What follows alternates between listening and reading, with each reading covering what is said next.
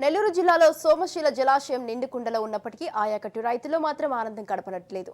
కావలి కాలువ నుంచి 500 క్యూసెక్ల నీరు కూడా చివరి ఆయకట్టు వరకు చేరడం లేదు. ఈ క్రమంలో ఎమ్మెల్యే దాగుమాటి వెంకట కృష్ణారెడ్డి కాలువ పూడిక తీత పనులను ప్రారంభించారు. పనులను సత్వరమే పూర్తి చేసి రైతుల కళ్లలో ఆనందం నింపుతామంటున్న కృష్ణారెడ్డితో మా ప్రతినిధి చరిత్ర కుమార్ ఫేస్ టు ఫేస్.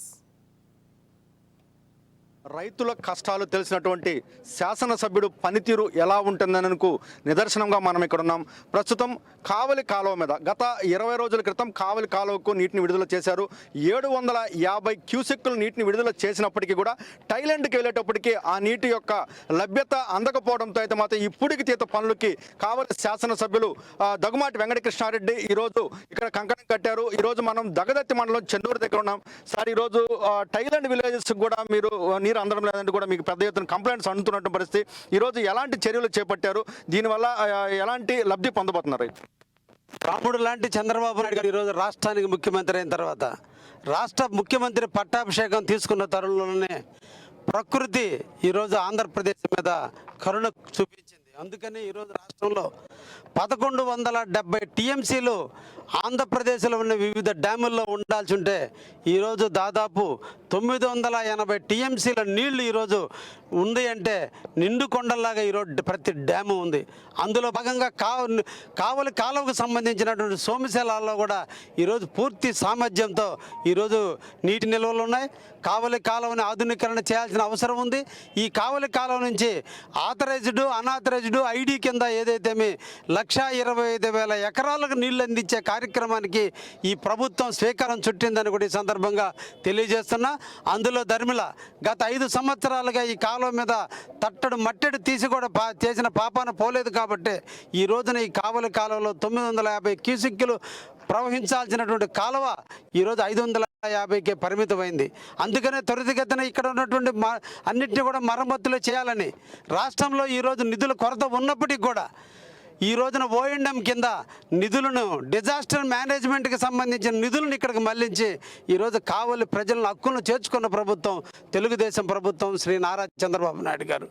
ఆ తరంలో ఈ ప్రాంతంలో ఉన్న ప్రతి ఆయకట్టుకి లేదా అనాథర ఆయకట్టుకి ఆఖరికి తీరవ జాస్తిలో ఉండే ఆఖరి ఎకరా కూడా నీళ్లు అందించేదానికి ప్రభుత్వం సిద్ధంగా ఉంది.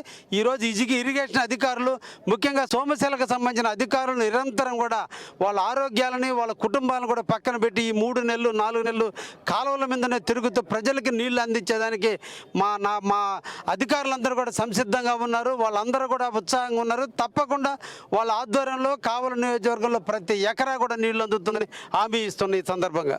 మరో కీలక అంశం, ఈరోజు విపత్తు నివారణ ద్వారా మీరు నిధులు తీసుకొచ్చారు. గతంలో ఇదే కావలి కాన్స్టిట్యూన్సీలో విపత్తు నివారణ నిధులను మాత్రం దీని పట్ల కావ్య కృష్ణారెడ్డి ఏదైనా దాని పట్ల చర్యలు తీసుకునే పరిస్థితి ఉందా, లేకపోతే దాన్ని వదిలేసే పరిస్థితి ఉందా? గతంలో ఏం జరిగినది ఇప్పుడే అధ్యయనం చేస్తున్నాం. ఒకటి, అభివృద్ధి ముఖ్యం. నిన్నటి రోజు పూర్తయింది. రేపు ఎలా ఉంటుందో ఎవరికి తెలీదు. నేడు ఏం చేయాలి అది చేయాలనే సిద్ధాంతం నాది.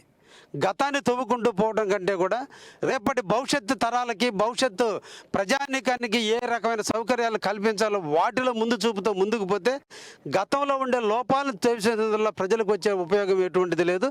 కాబట్టి భవిష్యత్తులో ఏం చేయాలో అవన్నీ చేసే కార్యక్రమానికి నేను సంకల్పంతో ఉన్నా. తప్పకుండా ఇవన్నీ కూడా నెరవేరుతాయని కూడా నమ్మకం కూడా ఉంది. Thank you. ఏదైతే కావలి కాలువకు సంబంధించి పెద్ద ఎత్తున కూడా నీటి లభ్యత ఇచ్చేటట్టు చిట్ట చివరు ఆయకట్టు వరకు కూడా నీరు అందిస్తామని, ఏదైతే రైతులకు సంబంధించి ఎరువులు కానీ పూర్తిగా వారికి సంబంధించిన ధాన్యం కొనుగోలు కేంద్రాలను కూడా ఏర్పాటు చేసి రైతులకు ఎలాంటి ఇబ్బంది లేకుండా అన్ని విధాలుగా అండగా ఉంటానంటూ కూడా ఎమ్మెల్యే కావ్య కృష్ణారెడ్డి తెలియజేస్తున్న పరిస్థితి. కెమెరామెన్ భరత్తో చరిత్ర కుమార్, రాజ్ న్యూస్, దగదత్తి చెన్నూరు, సోమశీల కాలం నుండి.